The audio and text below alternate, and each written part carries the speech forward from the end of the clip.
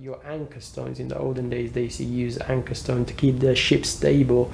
The more stones there are, the more stable it can be. But if there's too much stones, then it can cause the boat to sink. So as you can see, this is used. If you can imagine the stones being a representation of old stories, that gives us kind of stability. Like, it may come from belief, it may come from our tradition, family, history, heritage, whatever it may be. It gives us a feeling of stability, a surety of who we are, where we're coming from, where we're going. But at the same time, these are anchor stones. They are designed to keep you stable, but keep you fixed to a particular place. And too much of that would just mean that you can't move from one place to another.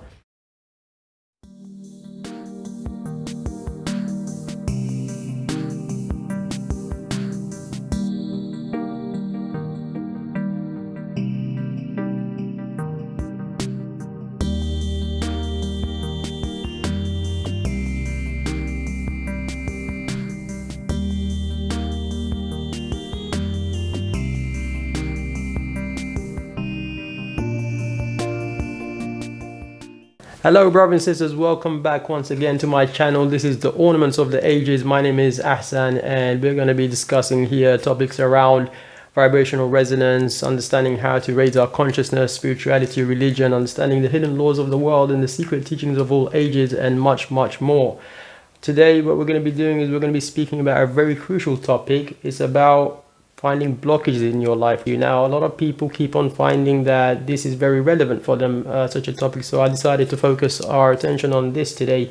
Some people have a lot of difficulty in all aspects of their lives, and it's just constantly one failing after another, and there's always problems in relationship, problems in finances, business, or whatever that they put their hands on, it goes to absolute ruins. Now today what we're going to do is we're going to focus on why that would be the case. Why would the world constantly go against you, and what are the deeper reasons for that, and how can we overcome them? There are many reasons why the universe or the world may be constantly going against us, and knowing the fact that the universe is a reflection of ourselves, we need to also understand that all that is happening is that the reflection of what is happening on the inside of us is being reflected on the outside. Now, in order to change the situation, we need to stop focusing on trying to change the reflection, but focus back on ourselves to change what is happening on the inside. Now, as we've spoken, the human being is made up of all sorts of emotions and feelings, perceptions, and beliefs, and any number of them could cause a problem to the individual. But one area that is being focused on by all the different religions of the world, philosophies, scriptures, and it's been showing up within human history time and again, where the ancients have advised their followers, adherents, faithfuls to stay well away from this one element, or be very cautious of it. It is the refusal to adopt and adapt to change. Everything changes in the world. Is the universal law of the world that we live in is that everything has to constantly change, whether it be changing your position or the things changing around you. Nothing stands still. You don't stand still. The world around you doesn't stand still. The universe, the galaxies, the planets, the stars, everything is in a constant motion. Motion is a key element of life and the universe, and we got to make sure that we are flowing with life, and we are not going against it, because once we go against it, that's when the world really will go against us. We need to adapt to the changing circumstances of the world so that we can survive. Now, not adopting, not adapting, not changing, not matching the current situation, it just means that you are going against the universe, and you are putting your existence into jeopardy, because all that you're doing is you're going against the flow of life. Some people find it very difficult to accept change within their life, and when people do that, they are directly asking the world to go against them. They're not flowing with the world, they're flowing against it. They're going uphill against the currents of the world. And what all that is going to do is that's going to damage the individual. Change is a fundamental element of the world that we live in. Everything in the world changes. Relationships change, families change, financial situation change, businesses change. Everything changes. Nothing stands still. No planet in the universe or the cosmos or stars or anything stays in its stationary position. Everything is changing from one position to another. If you look at the deeper meaning, it comes under many different names, and one of the names that this comes under is called pride. And we all know that pride is not a good thing in ancient religions and scriptures, but in modern days, actually, pride has never had it so good. It's had a very good PR. Pride usually means to have this self-importance or self-worth, and it denotes a meaning of confidence and being confident in oneself. But in actual fact, pride has a far more deeper meaning. One of the branches of it is about self-worth, but the other more deeper meanings has a very negative connotation to it. In actual fact, pride is not the self-worth itself. Self-worth comes from the stories that it holds on to, but pride is the act of holding on to those stories.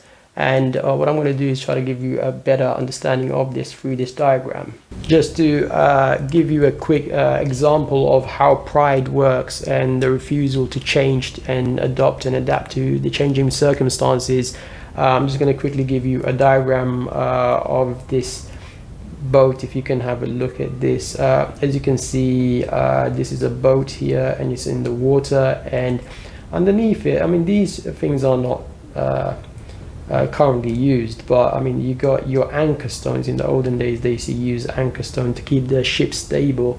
The more stones there are, the more stable it can be, but if there's too much stones, then it can cause the boat to sink. So as you can see, this is used. If you can imagine the stones being a representation of old stories, that gives us kind of stability. Like, it may come from belief, it may come from our tradition, family, history, heritage, whatever it may be. It gives us a sense of a feeling of stability, a surety of who we are, where we're coming from, where we're going. But at the same time, these are anchor stone. They are designed to keep you stable, but keep you fixed to a particular place. And too much of that would just mean that you can't move from one place to another. If there's just the right amount, obviously you can move and still have the stability that you need, but too much of it can cause you to sink. You can also see another diagram here that I'm going to just put down of you can see a hot air balloon. Too much weight around it can be very anchoring, and obviously the hot air balloon will not be able to fly away. It's going to be dragged down. So we need to be able to let go of old stories in order to move onward and upwards. The human being needs to constantly adopt to new belief systems. Old beliefs are only interpretations of what we once thought we understood of the reality, but in actual fact, this is not a reality. All it is it's a interpretation that we've taken at one stage of our life, but we need to be able to adopt to new changes, and adopt new stories in our lives. Let's just try to take that example and use it on a family setting. Say for example, change. We say change happens everywhere, and we got to adopt to change. On a family setting, you could, as an adult, be married and have a child, and that child will grow up as a baby, a toddler, teenager, young adult, and then maybe one day get married himself. Throughout this whole course of the child's life, in every stage of the way, your attitude towards the child will change. You can't have a situation where the child is grown up and an adult and you're still treating him like a baby or a toddler. It doesn't happen. Your attitude has learned to change and adopt and adapt to the changing circumstances that you're faced with, which is that your child has grown up and he's got abilities and faculties like a grown adult, and now he's got responsibilities, and now you're adapting to those changes. So change is a fundamental element of the human experience in this world. And what happens is, if you don't adapt to the change, if you don't accept the change, then what happens in this situation is that the child will feel he's being undermined, and there could be a serious conflict between the father and the child, or the mother and the child. However way you want to look at it. So that's just one particular example of how things have changed within this circumstance. Now, what we need to do is we need to understand how change is fundamental within us, and that we need to have this in all aspects of our life. Human beings rely upon stories. Stories are often at the subconscious of our minds, that is playing out on a daily basis, that is creating the reality that we see. These stories can often be given from our family, from our own experience, tradition, culture, religion, and they are interpretations of what we saw, how we understood something, and they have a meaning, feeling, and a kind of understanding of what the truth really is. Now, that we obviously understand them as stories that play out in the back of our mind, and the pride gets involved in holding on to these stories that gives us comfort.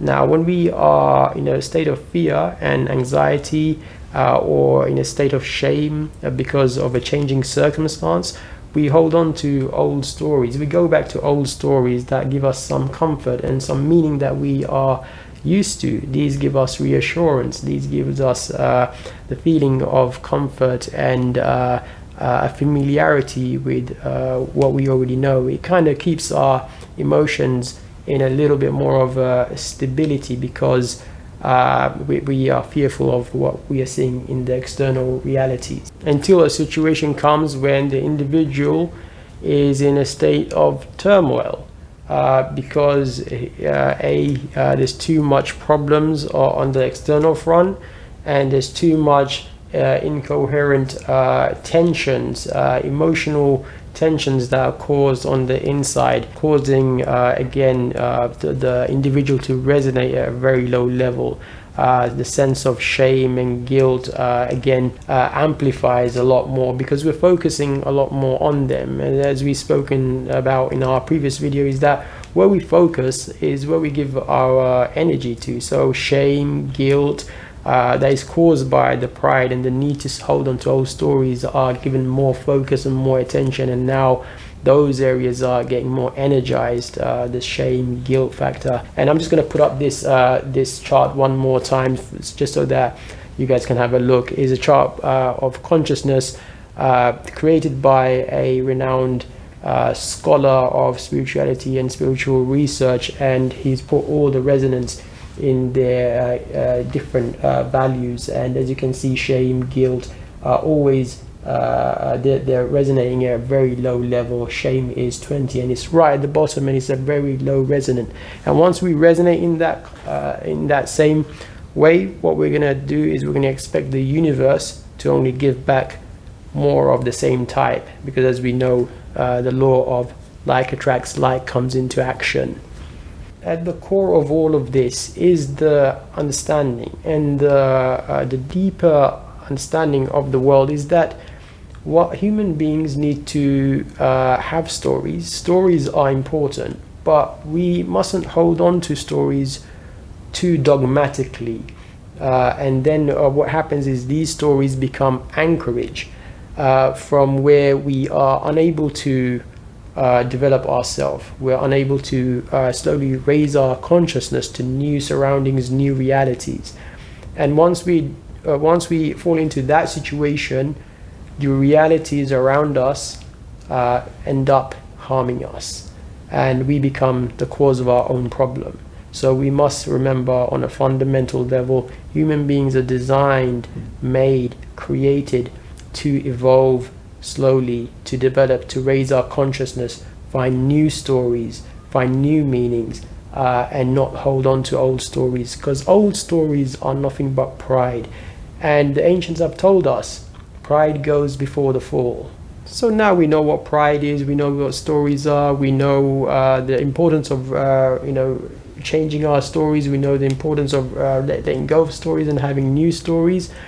But at the same time, we also know that having stories are important. Being totally devoid of stories is not a healthy kind of choice either. Having no stories for long enough just becomes another story in your life, which is you're a person with no stories. And stories are essential for our ethical, moral foundation, and we need to use them to move on. But we mustn't hold on to things in such a rigid way that at the end they become the cause of our own downfall. Alright guys, if you like this video, then like, share, subscribe, and I'm going to try to upload a lot more videos. I'm going to try to make them as concise as possible. I don't want to make them too long, they can get a bit too intricate.